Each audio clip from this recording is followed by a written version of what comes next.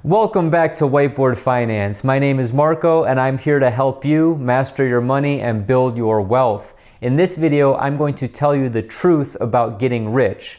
This is not a clickbait video. This is not going to be a video full of fluff. This will be a video packed with value and it'll show you exactly how to visualize how the cash flow quadrant works and why the rich get richer and why the poor stay poor, or lower class or middle class. So I promise you, this is not going to be a 2 a.m. Late night infomercial on how to get real estate for free, okay? So check this out, you guys.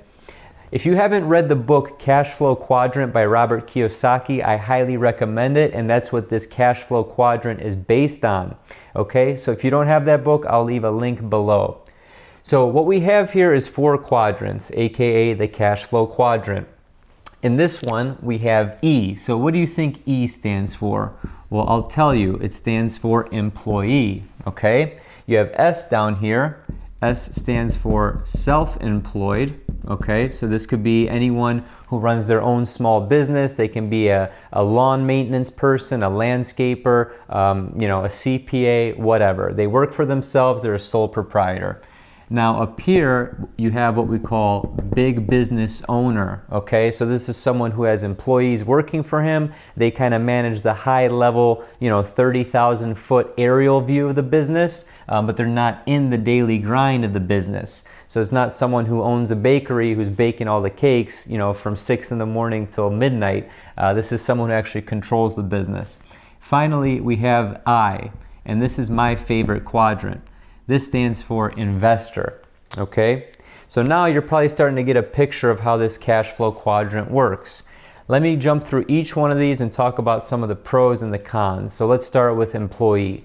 So ask yourself this, think logically. Why do people become employees?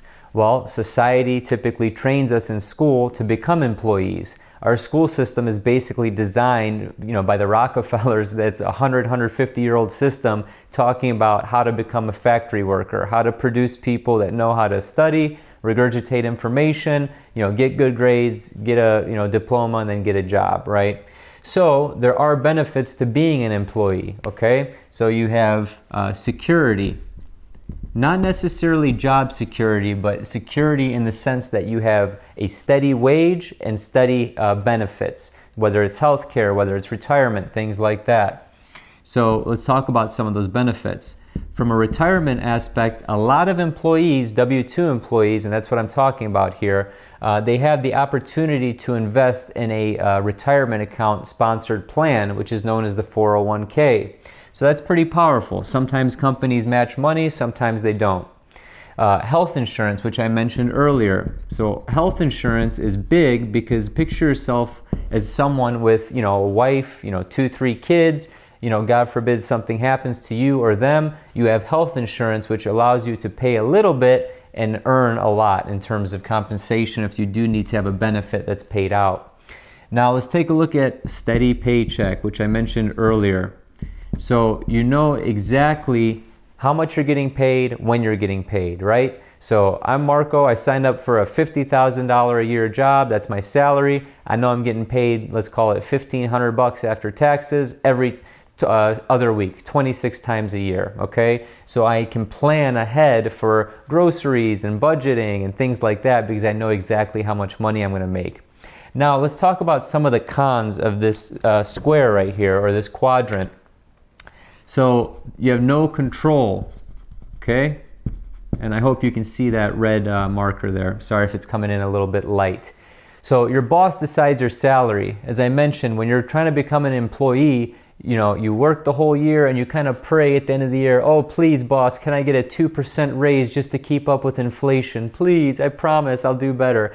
You're always working, 40 hours a week, 50 hours a week, 60 hours a week. So let's just call it minimum 40-hour work week, and you're tied to that desk or you're tied to that job from 8 in the morning till 5 at night. And that's not even counting your commute time to get to work and drive back home, right? It's scary when you do the math. I may make a video about that. So honestly, if you stop working these hours, this steady paycheck that we talked about goes to zero, okay? And now guess what? You have the wife and the 2 kids at home that you need to take care of, but you have no income coming in, okay? Finally, the most important takeaway from the employee quadrant is that they pay the highest taxes, okay? Let's not forget about Uncle Sam. You have to pay the piper. Death and taxes are the only 2 things guaranteed in life, okay?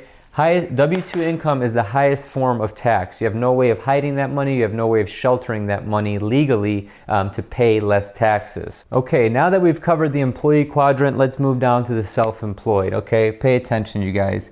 So the self-employed is kind of what I'm doing with this YouTube channel, right? I make a little bit of money off of ads. I make a little bit of money off of my investing course. But at the end of the day, you know, it's not life-changing money. I'm still in this quadrant right here, dipping my toe in this quadrant right here, and I'm also investing, but let's save that for later, okay?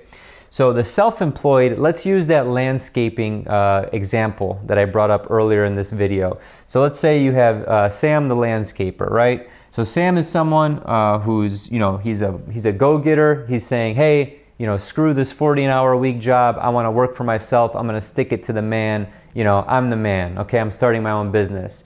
However, that person is working in his own business. He doesn't necessarily have, you know, crews that are running out and, you know, turning this into a big business. He's the one that's actually cutting the grass, putting down the mulch, running the jobs. He's pretty much the manager, owner, operator, if you will. So let's talk about some benefits of self-employment, okay? You have some freedom. I'll say some because you're still stuck in your job, which brings me to my next point. You created a job, not a business. You did not create a business. You created a job for yourself. It's your own business. You run it, but you're still working in the day-to-day operations. Does that make sense? Now, let's talk about some of the cons. And there's a lot more cons to this than you'd think. So although the self-employed business owner does have some freedom of being his own boss, he's stuck in the job. And these people are working a lot more than 40 hours a week. They're most likely working 12 hours a day, if not longer, times, you know, sometimes 6 to 7 days a week, okay? So they're working 80, 90, 100, 110-hour weeks just to not work that 40-hour week, right? It's kind of the sickness that us entrepreneurs have, okay? Also, you have to realize self-employed people, they have a self-employment tax. So they're paying multiple taxes, okay? They're not just paying self-employment tax, they're paying state tax, capital gains tax, municipal taxes, personal income tax, excise taxes. There's business taxes. There's a million different taxes that come with running a business. You also have to realize if he does have an employee that's just helping him, he has to worry about workers' comp. He has to worry about that person showing up on time. There's so many things that can go wrong here. So do you guys see a theme here? You have employee and self-employed, okay? All these things are requiring time, and not only that, it requires time to make money, okay? You're not an investor, you're not a big business where you're managing the day-to-day operations. You are working in both of these scenarios, okay? So let's write down right here, these two require time, okay? Hopefully you can see that. I think the LED light is right in front of that, but whatever. Okay, now let's move on to the big business. Okay, so we're talking about big business now.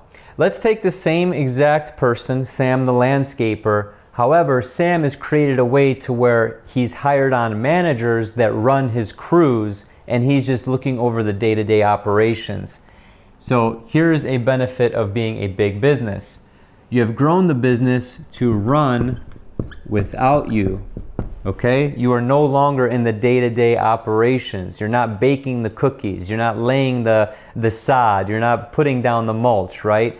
Your managers or your shift managers are running your crews, and you have multiple crews going out to multiple sites, but you're not in the business any longer. Does that make sense? So daily tasks are not on you, okay?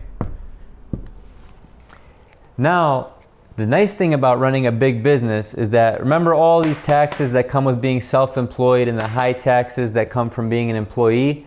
you can essentially mitigate those by running a business, okay? So you're able to use the company's cash before using your own, okay? Before realizing that tax and getting taxed on it, okay?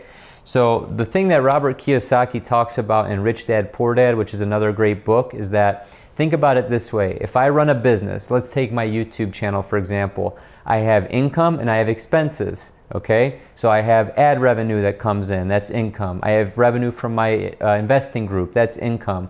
However, my camera costs $800. These lights cost money, this whiteboard costs money, these markers cost money.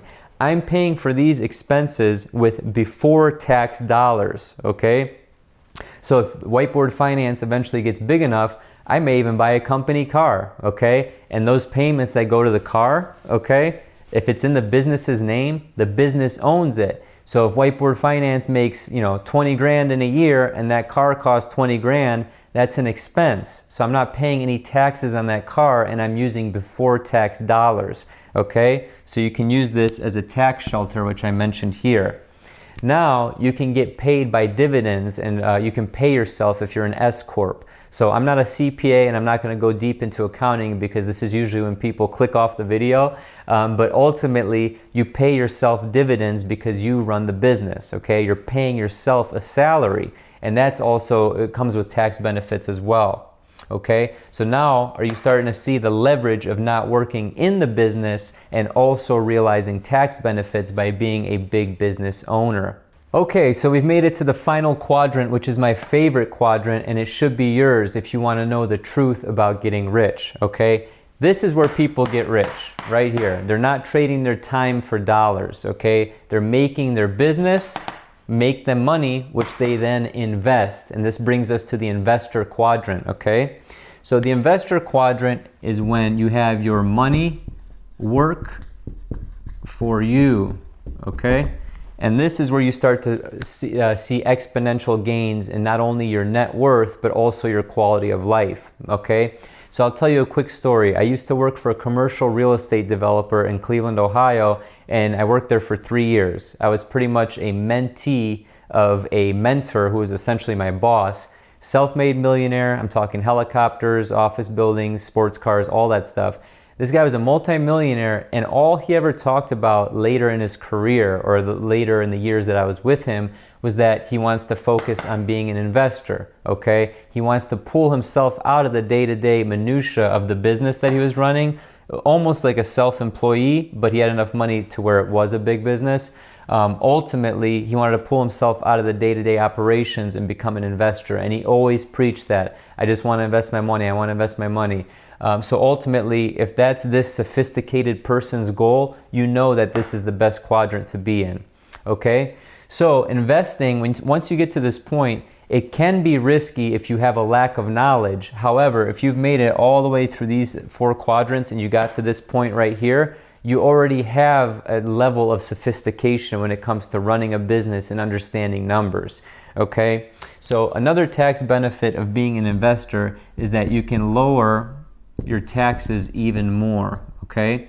So say you make a capital gain. This video is being filmed in March of 2019, okay? Right now the capital gains tax is 15%, okay? So if you make a huge gain on the sale of, property or something, you're only getting taxed 15% as opposed to the W-2 employee up here that's getting taxed at their personal tax rate, okay? So these people may be getting taxed 20, 25, 28, even in the 30% over here if they have a big salary. These capital gains taxes are much lower, especially if they're long-term capital gains.